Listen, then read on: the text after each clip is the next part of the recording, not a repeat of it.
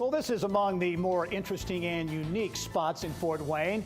John Chapman, better known as Johnny Appleseed, was a famous American pioneer, an apple farmer, and his final resting place is right here in Fort Wayne. Today, Johnny Appleseed Park and the very popular Johnny Appleseed Festival pay homage to this legendary figure of American folklore.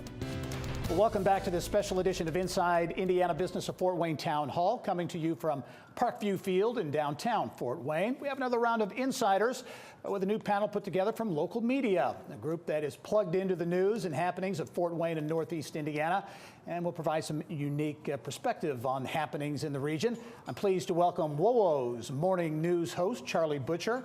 Also, Jeff Newmeyer, reporter from WPTA here in Fort Wayne, and Melissa Long, a longtime anchor here in Fort Wayne and a well-known face that's been away from the camera for a couple of years, but you were glad you could join us. Absolutely. And delighted to be here. Thank you one and all for joining us on The Insiders. I'll begin. Melissa, I'll start with you. As you look at Fort Wayne and Northeast Indiana, a lot of change, not only in downtown, but in the region as well. What's your big takeaway as you look at things happening here in Fort Wayne and Northeast Indiana? I think the thing that has impressed me the most is the passion of the people, the business community, and the people whose job it is to grow the economy and innovate.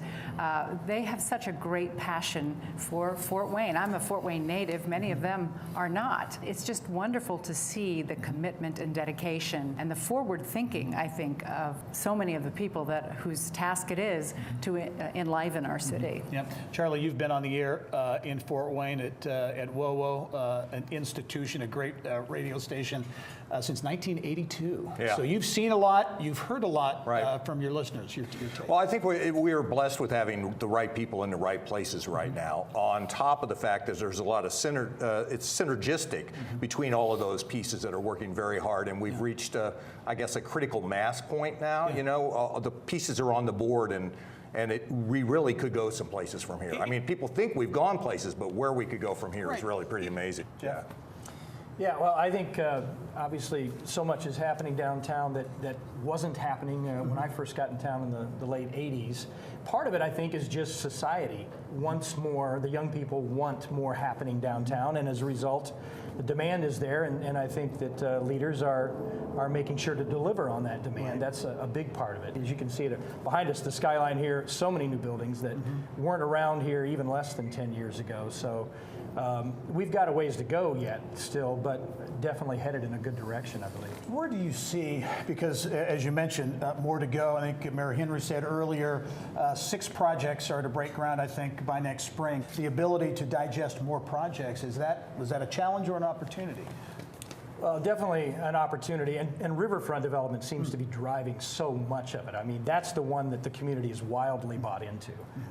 There's almost no one that seems to have to be sold on that. It's already happening, and so that, I think, has been a catalyst for a lot of the other things. I'm not sure that the GE project would have gotten the kind of traction it has gotten had we not already seen the riverfront development project taking off with the kind of fervor that's happened. What could the riverfront project, it's already underway, obviously several phases, what can that mean in your view to the future of Fort Wayne? As you know, a lot of the leaders who are creating the vision for the riverfront project traveled to other places like Greenville, South Carolina, Chattanooga, Tennessee.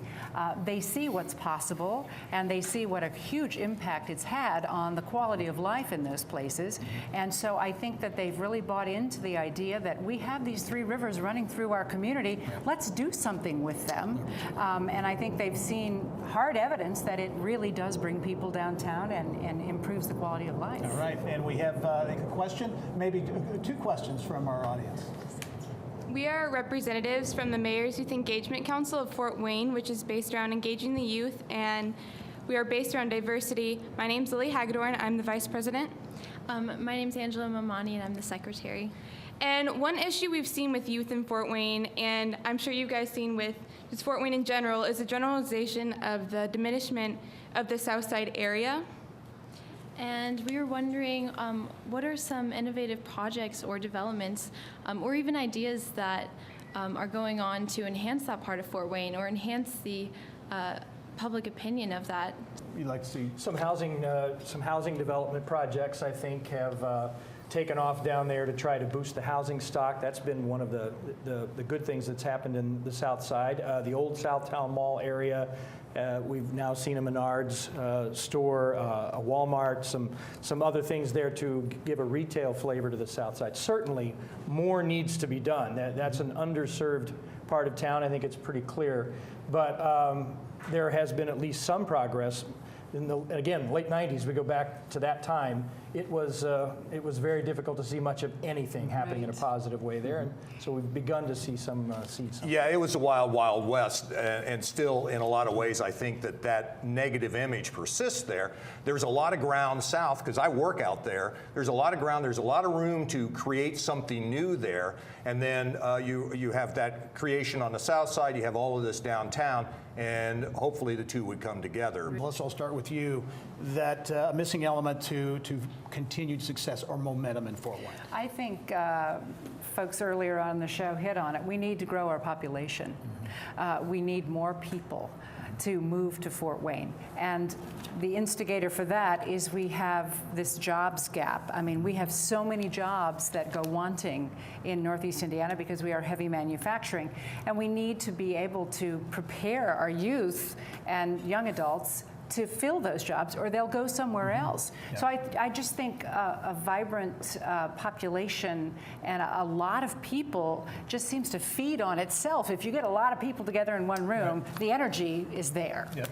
The nature of manufacturing is changing too. This is no secret to you. If you start to look at what factories are going to look like, they're all going to be connected through the internet, and there's not going to be as many people there. But that doesn't mean there won't be more jobs, you know, because we need to entice those people to come here with better education for the jobs, better skills, because that's where manufacturing is going. And I see that as one of the challenges. We have to recognize the face of manufacturing is going to change, and those kind of changes come really fast. Big time. Give you the final word. Well, Jeff. I think we still need more of this, more improvement down here, because the young people are going to, their appetite's not easily satisfied. Yep. So I think there's going to be more that we need to do on top of what's happening now to make sure that they want to live here.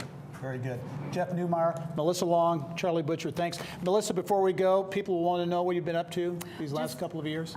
Relaxing and visiting my kids, taking care of my mom and my dog. Very good. Thanks one and all for joining us Thank you for on having The us. Insiders.